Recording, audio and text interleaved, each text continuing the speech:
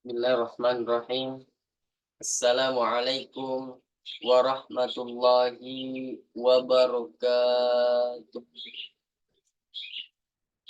Alhamdulillah,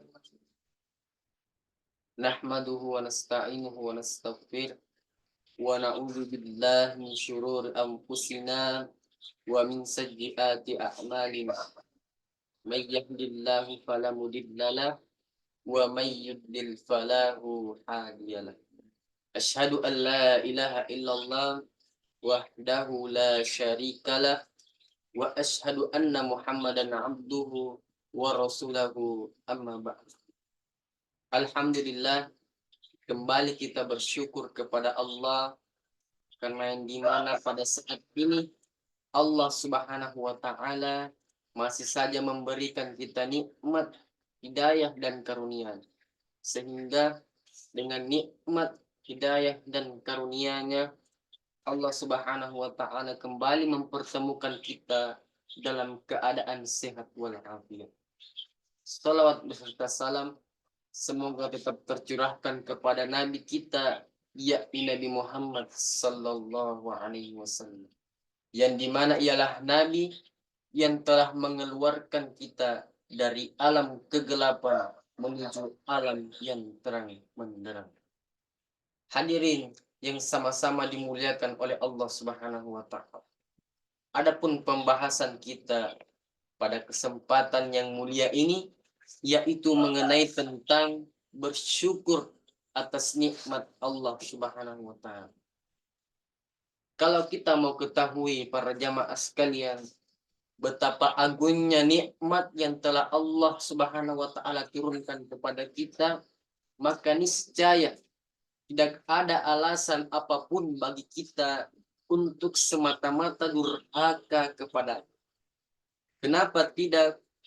Bukankah dari bangun tidur kita hingga tidur kembali, bahkan tidur itu sendiri pun semuanya tidak bisa kita jalani melainkan karena karunia dan anugerah dari Allah Subhanahu wa taala. Apa yang ada pada jasad dan diri kita, dari mulai ujung rambut sampai ujung kaki kita, adalah pemberian Allah Subhanahu wa taala. Apa yang ada di sekeliling kita, dari mulai keluarga, kerabat, sanak saudara hingga harta benda kita, juga pemberiannya Allah Subhanahu wa taala.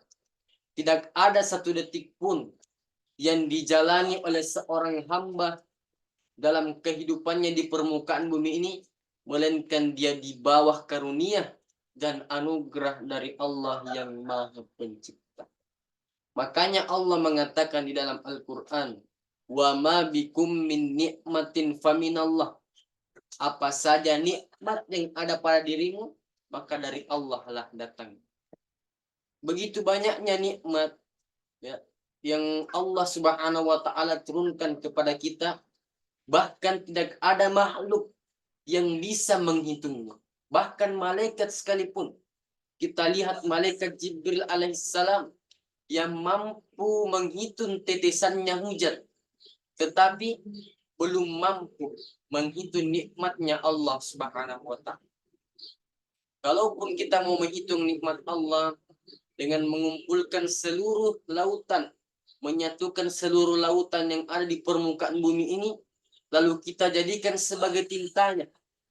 Pepohonan yang ada di permukaan bumi ini juga kita jadikan sebagai penanya.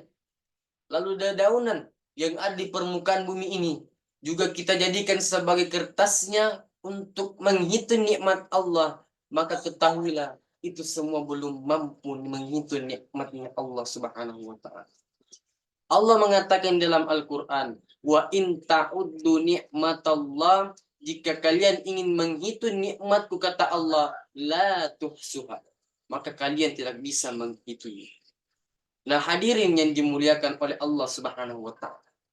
Setelah kita mengetahui hakikat yang agung, hakikat yang mulia ini, lantas apakah yang harus kita lakukan sebagai hamba Allah yang lemah, yang tidak memiliki daya upaya apapun untuk mewujudkan sesuatu melainkan karena pertolongannya? Pantaskah kita durhaka kepadanya? Padahal setiap detik, setiap menit, kita menikmati pemberiannya.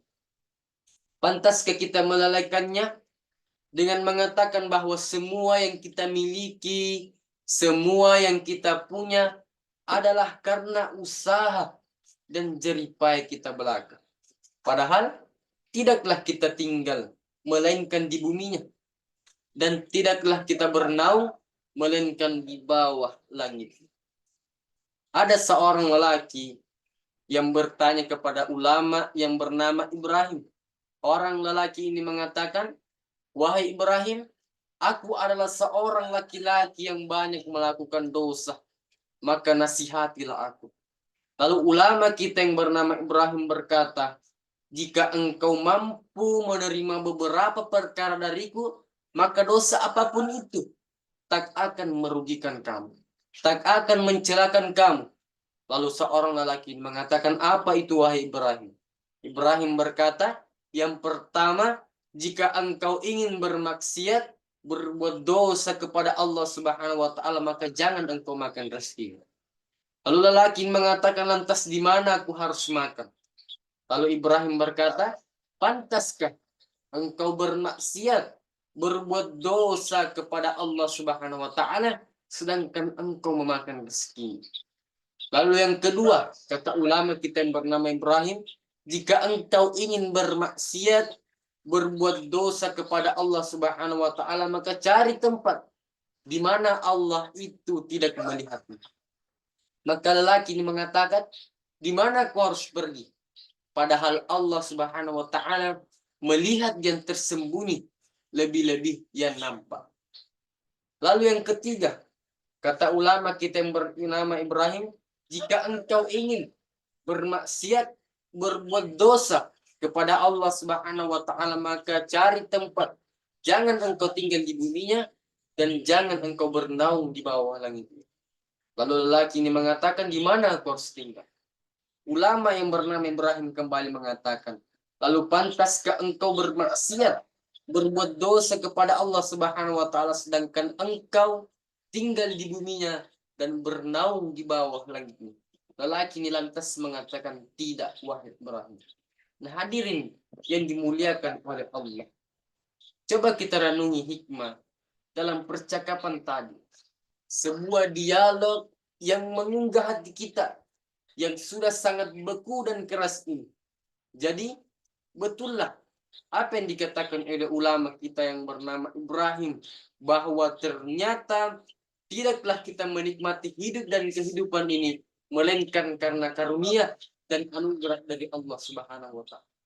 Tidak ada satu masa, tidak ada satu tempat melainkan di sana ada nikmatnya Allah.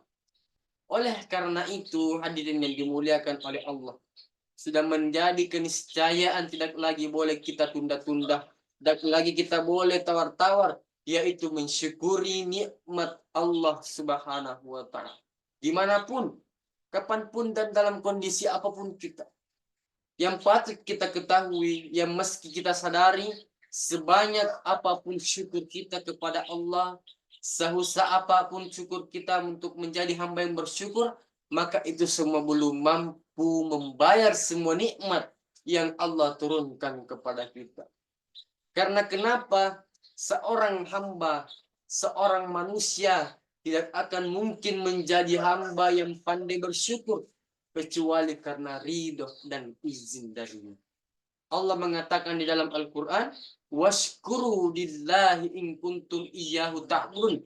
Dan bersyukurlah kepada Allah dan hanya kepadanya engkau menyembah.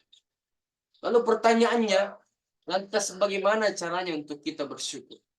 Apakah cukup dengan mengucapkan lisan dengan mengatakan alhamdulillah?